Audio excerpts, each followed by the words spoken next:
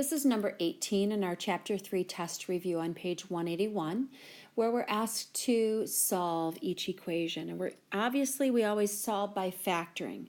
The problem with this one is that to solve by factoring, it must equal 0, and it does not.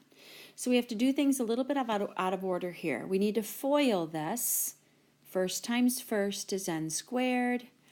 Outside